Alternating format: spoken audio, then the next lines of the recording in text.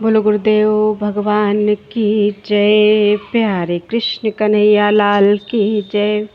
श्री अग्नि पुराण अध्याय 138 षटकर्म निरूपण। महादेव जी ने कहा कि हे पार्वती, सभी मंत्रों के साध्य रूप से जो 6 कर्म कहे गए हैं उनका वर्णन करने जा रहा हूँ, सुनो।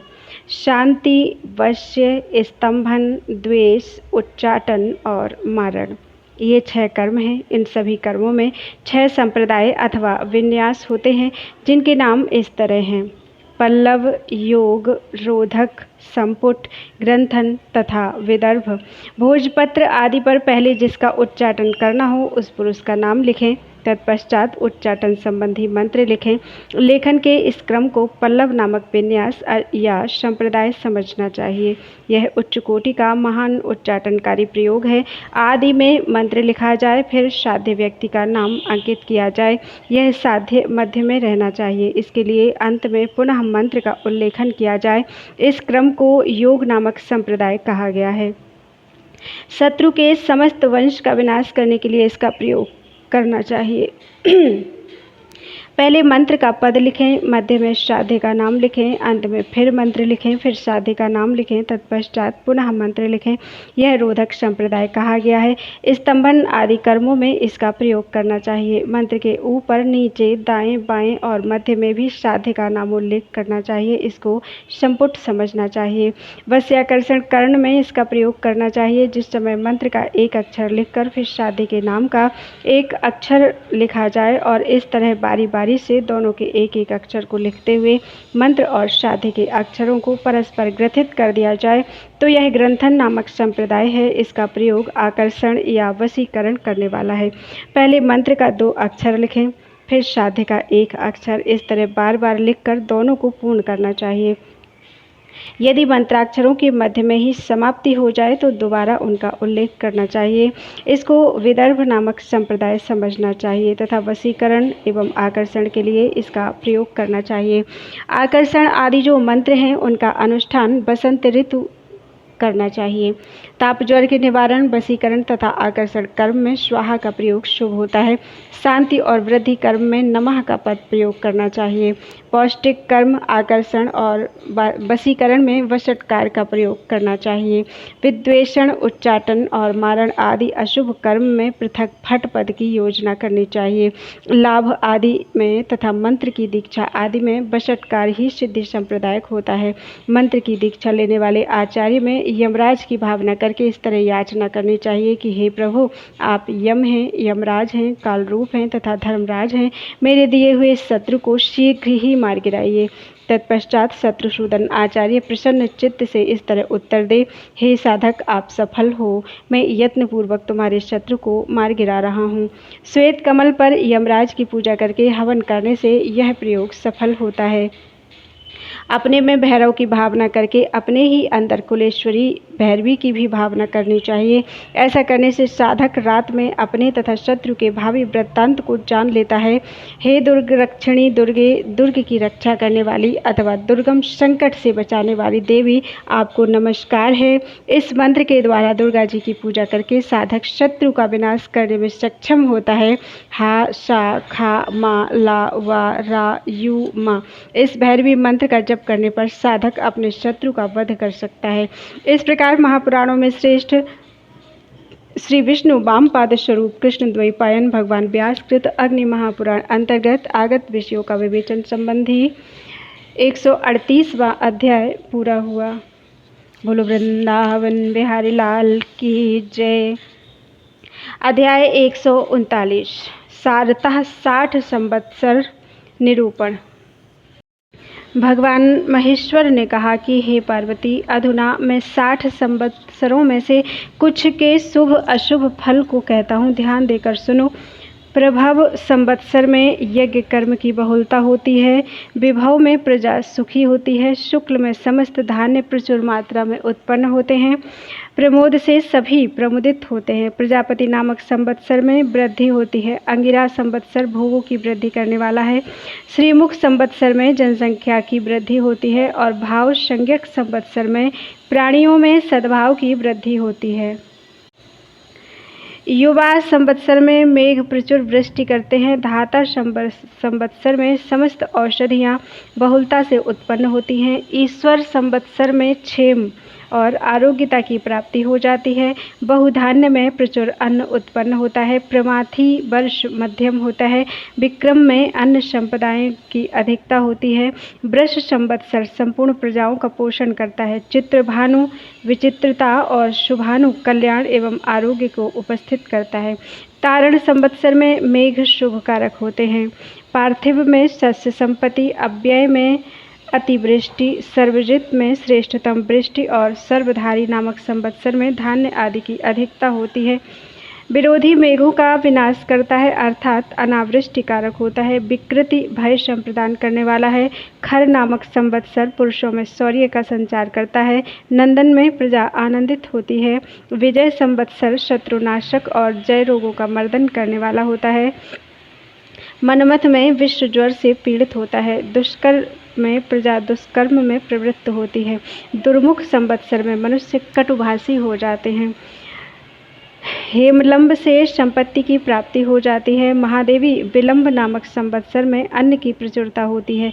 विकारी शत्रुओं को कुपित करता है और सार्वरी कहीं कहीं सर्वप्रदा होती है। प्लव संवत्सर में जलाशयों में बाढ़ आ जाती है। शोभन और शुभ कृत में प्रजा संवत्सर के नामानुकूल गुण से युक्त होती है। राक्षस वर्ष में लोक निष्ठुर हो जाता है। आनल संवत्सर में विविध धान्यों की उत्पत्ति होती है।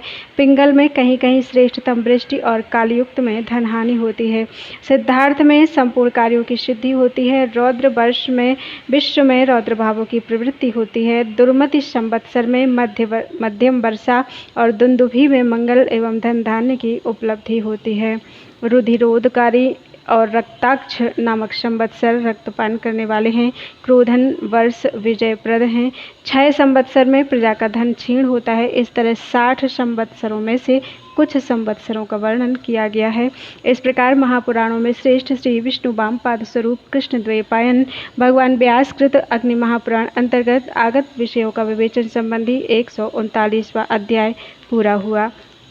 बोलो वृंदावन बिहारी लाल की जय। अध्याय 140 वश्य आदि योग निरूपण। भगवान महेश्वर ने कहा कि हे स्कंद, अधुना मैं वशीकरण आदि के योगों का वर्णन करने जा रहा हूँ। निम्नांकित औषधियों को 16 कोष्ठ वाले चक्र में अंकित करना चाहिए। भृंगराज, सहदेवी, मोर की शिखा, पुत्र जीवोपोता नामक, रुद्रदंती, कुमारी, घी कुंवार, रुद्रजटा अर्थात लता विशेष, विष्णुक्रांता अर्थात अपराजिता, श्वेतार्क अर्थात सफ़ेद मदार, लज्जालुका अर्थात लाजवंती लता, मोहलता अर्थात त्रिपुरमाली, काला धतूरा, गोरक्ष कर्कटी, मेष श्रृंगी तथा स्नुही। औषधियों ये भाग प्रदक्षिण क्रम से ये ऋत्विज 16 ऋत्विज, बहनी 3, भग 8, पक्ष 2, मुनि 7, मनु 14, शिव 11, वसुदेवता 8, दिशाएं 10, सर 5, वेद 4, ग्रह 9, ऋतु 6, सूर्य 12, चंद्रमा 1 तथा तिथि 15 इन सांकेतिक नामों और संख्याओं से ग्रहित होते हैं। प्रथम 4 औषधियों का अर्थात भंगरैया, सहदेइया, मोर की शिखा और पुत्र जीवक की छाल, इनका चूर्ण बनाकर इनसे धूप का काम लेना चाहिए अथवा इनको पानी के साथ पीस कर श्रेष्ठतम उपटन तैयार कर लें और उसको अपने अंगों में लगावें। तीसरे चतुष्क अर्थात चौक अर्थात अपराजिता, श्वेतार्क, लाजवंती लता और मोहलता, इन 4 औषधियों से अंजन तैयार करके उसको नेत्र में लगावें तथा चौथे चतुष्क अर्थात काला धतूरा, गोरख ककड़ी, मेढ़ा सिंघी और सेहुड़, इन 4 औषधियों से मिश्रित जल के द्वारा स्नान करना चाहिए।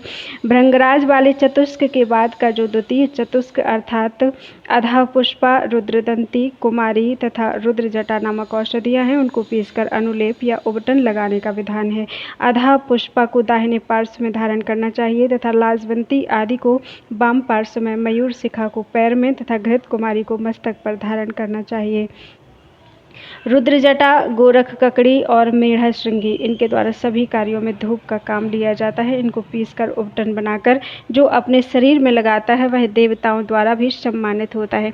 भृंगराज आदि 4 औषधियाँ जो धूप के उपयोग में आती हैं, ग्रहादि जनित बाधा दूर करने के लिए उनका उद्वर्तन के कार्य में उपयोग किया जाता है।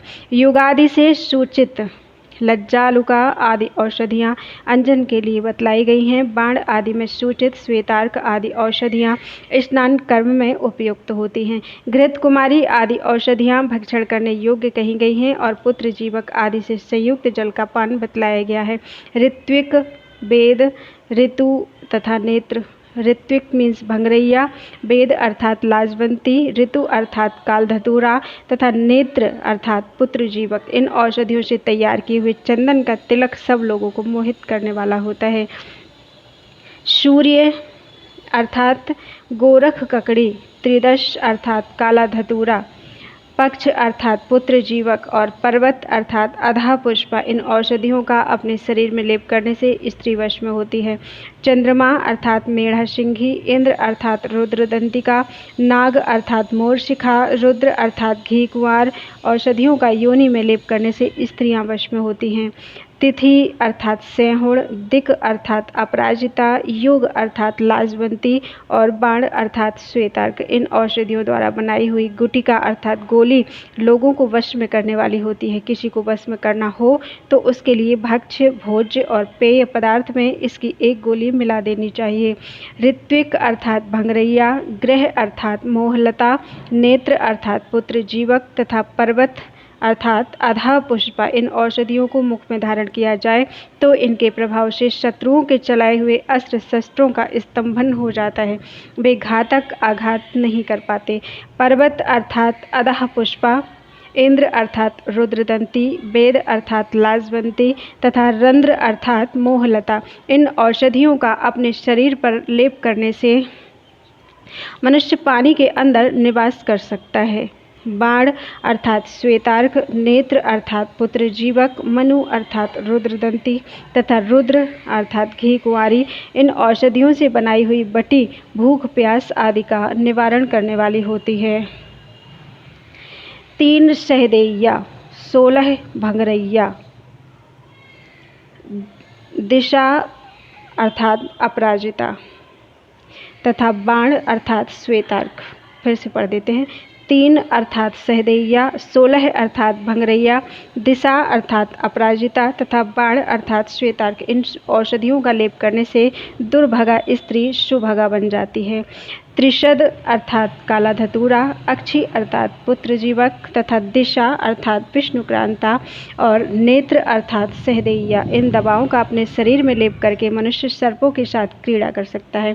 इसी तरह त्रिदश अर्थात काला धतूरा, अक्षी अर्थात पुत्र जीवक, शिव अर्थात घृत कुमारी और सर्प अर्थात मयूर शिखा, ये उपलक्षित दवाओं का लेप करने से स्त्री सुखपूर्वक प्रसव कर सकती है। 7 अर्थात अधा पुष्पा, दिशा अर्थात अपराजिता, मुनि अर्थात अधा पुष्पा तथा रंध्र अर्थात मोहलता। इन दवाओं का वस्त्र में लेपन करने से मनुष्य को जुए में विजय प्राप्त होती है।